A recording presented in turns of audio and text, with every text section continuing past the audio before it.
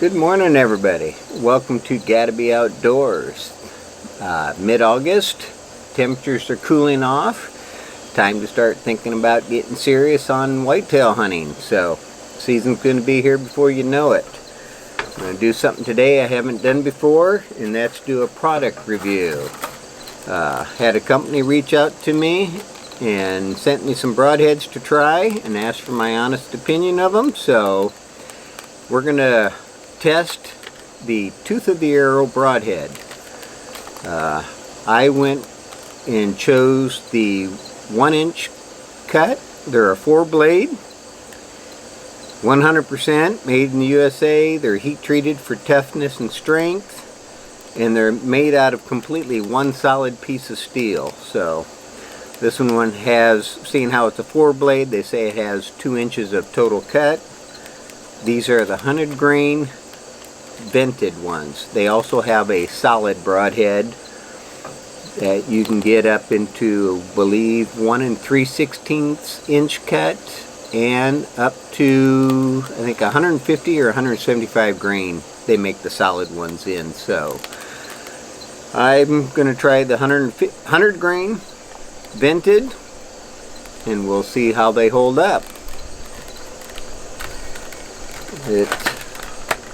They look like a pretty neat little broadhead. And come with a little tool.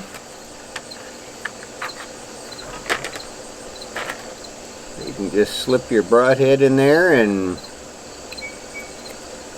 put it on your arrow without any fear of cutting your hands.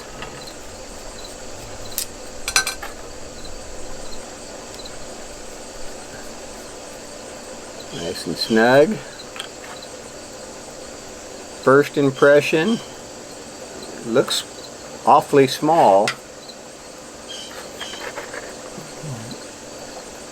Now how well you can see that.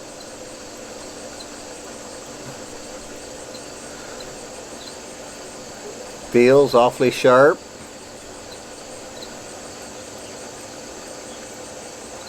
Our first test is we're going to run a paper across the top of that and just see how sharp these are.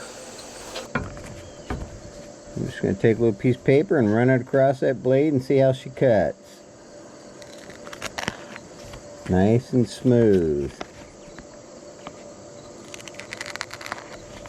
I can't even hear the paper making a noise.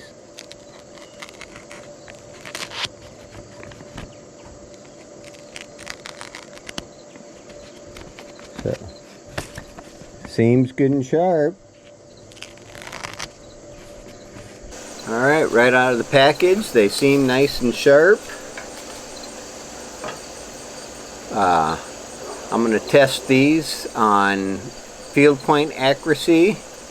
That's one of their selling points is that they're field point accurate. So I'm going to test that to see how they compare to my field points at 20 yards, and in my yard I can go out to 40. So we're going to try 20 and 40 yards, see how they do accurately, and then we're going to put it up to a strength test. I've got a real thick piece of beef ribs and short beef ribs, and I'm going to try and see how they'll do through that big beef bone and see what it does. I'm not going to do a penetration test. Simply, one, I don't have any ballistic gel to shoot into, and on the penetration test like that, everybody's bows are set up different, so all the results would be different from one person to another. And what I'm going to be shooting is my old Matthews Switchback XT. I figure if it's not broke, why fix it? So this bow's been real good to me. I'm pulling, I think, right around 62 pounds. I've got a 28-inch draw. Like I said, 100 grain broadhead. I believe these are 400 spine gold tip arrows. Total weight, not sure on. So we'll see what this will do to it. Let's get to the range and see how we do. Alright, first step, we're going to take 2-3 shots with the field points, see what kind of grouping we get. This is at 20 yards.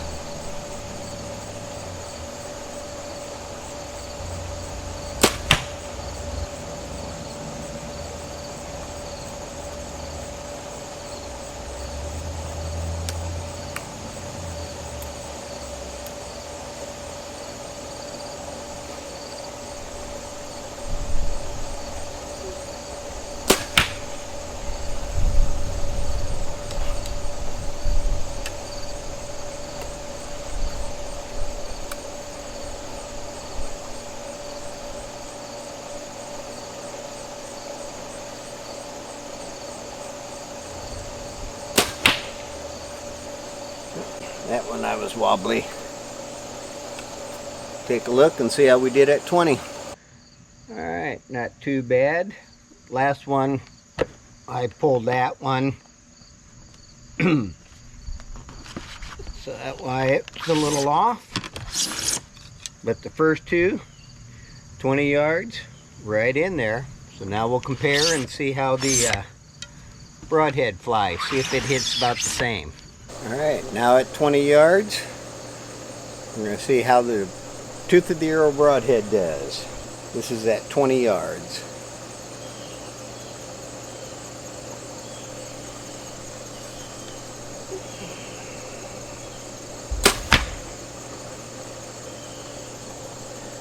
Take a look.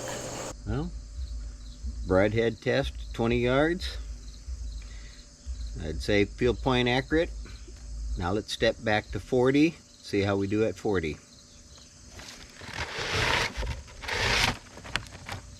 And now we're going to do field point accuracy at 40 yards. Once again, we'll do field points, so we've got something to compare to.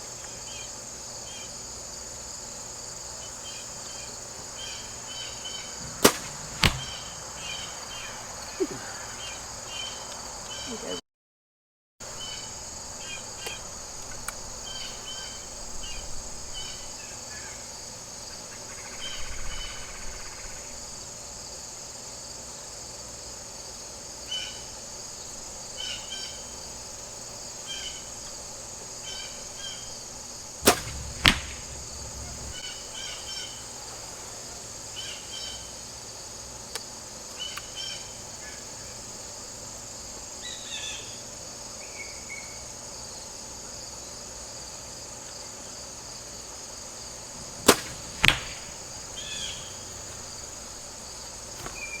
Check them out and see how we did. Alright, grouping at 40 yards. Now we'll take a shot with the broadhead, see how she matches up to the field points. We are now out to 40 yards with the broadhead test. See how this flies compared to the field point.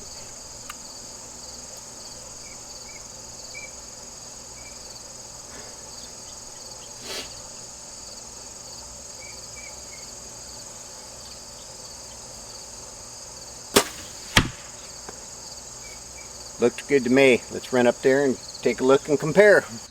Alright, 40-yard shot with the broadhead. I'd say even at 40 yards, still field point accurate. Next test, it's kind of a penetration test, kind of a toughness test. And I like to be kind of, for testing these out, I want to be realistic on, you know, will I have luck on pass through, which we all want. So I'm going to shoot at this beef short rib with still all the meat on the bone. I put a T in there to kind of highlight where the bone is at so I can aim for the bone.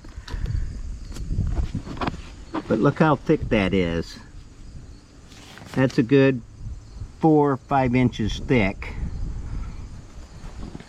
Now if that isn't a true representation, well actually that's overkill for a representation. I don't think even an elk would be that big at the ribs, but we'll see. We'll give it a shot and see how that broadhead does. Beef short rib test with the broadhead. We'll see how it holds up to that big beef bone with all the meat still on it. Again, this is at 20 yards.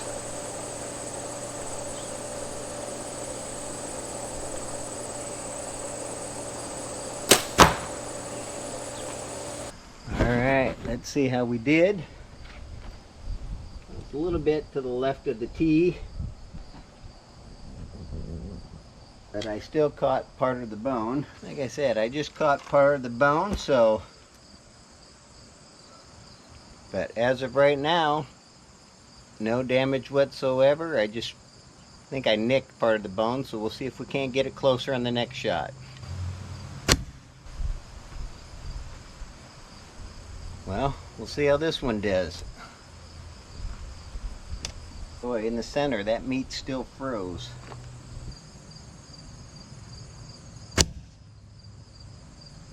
Well, I'd say you can't etch much better than that. I even drilled the golf tee. So, that should be through the bone. We'll pull it out, take a look, and see what she did. Now for the final test. It's one I kind of hate to do, but it seems like everybody wants to see how tough they really are and try and destroy them. So, I've got one of these paving bricks down there on the target. 20 yards. We're going to shoot it with the tooth of the arrow broadhead. We'll see how she holds up. Alright, let's see what it does.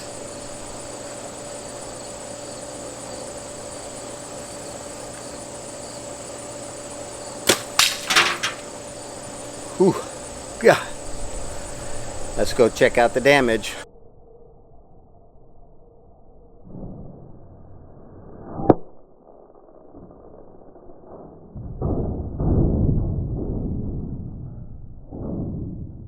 Whew. She's warming up quick. It's supposed to have been a cool day, but that's going to conclude the test review today of Tooth of the Arrow broadheads. Like I said, I'm shooting an old Matthews Switchback XT, pulling 62 pounds, and I didn't do anything to the bow. I just strictly pulled the broadheads out of the package, put them on the arrows, and shot them. No tuning, nothing specific done to help it out, and they flew, I'd say, just like my field points without even tuning the bow for them. So, really impressed with that. This out of the way. The ribs, as you can see, I mean, that's pretty thick stack of meat and bone. Now this side here will show you some of the destruction, but and even the center was partially still frozen. But yeah, with the same broadhead, 3 shots. First shot just nicked the meat, blew all the way through, or nicked the bone and blew all the way through. Second shot, I think that one also was just kind of nicked the bone. And so on my third shot, same broadhead,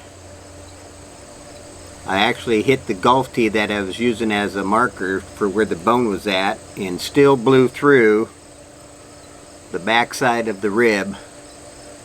So without sharpening it, after 3 shots, still blowing through a rib of a, that thick,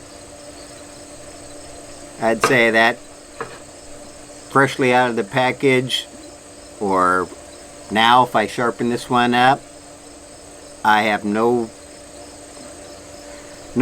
worries at all that this isn't going to give me a pass-through.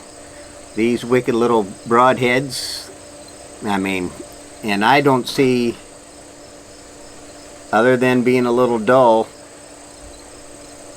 and hitting that bone, even the tip, there's not a thing wrong with that field tip or that chisel point tip. Still perfectly shaped.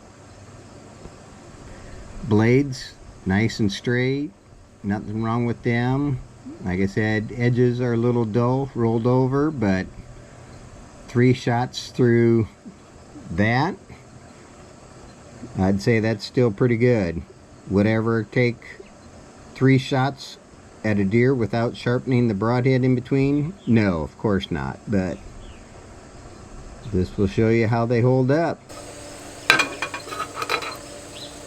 This broadhead here was the one I did my field test shooting with for accuracy.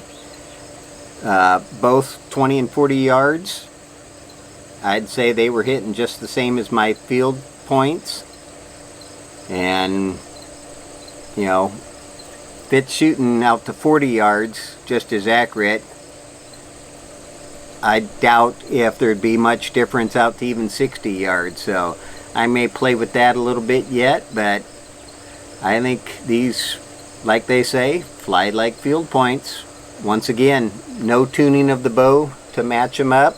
Just out of the package, shot them. And this broadhead was the one I shot into the paving brick. Held up nicely. The tip of the chisel tip is rolled over a little bit, which is to be expected going into that paving brick. But other than that, you could file that point sharp again, sharpen those blades up, you're good to go again. So overall, with those tests of these 3 broadheads, I would definitely say they are worth the money. I'm definitely going to be using them this fall. And got, end of September, I'll be heading out to western Nebraska again mule deer hunting, and cannot wait to see what these do on a mule deer. So definitely going to have to sharpen them up before I go, which means I may have to buy their sharpener that they have for these broadheads. Check out the website if you're interested. Like I said, they've got vented and solids, all 4 blades, solid steel. And I'll put a description down in the link below with a discount code for you, so you get $10 off. And I also will get a little kickback from that too, so it's a win-win for both of us. You get money, you save money, and I get a little back to help the channel out. So if you're interested in some new broadheads, please give them a look, try them out. I don't think you'll be disappointed. So with that, thanks for watching, and for these broadheads, definite thumbs up. Stay tuned, and we'll see you this fall out hunting, and we'll see how many deer these things can bring down. So thanks for watching, guys.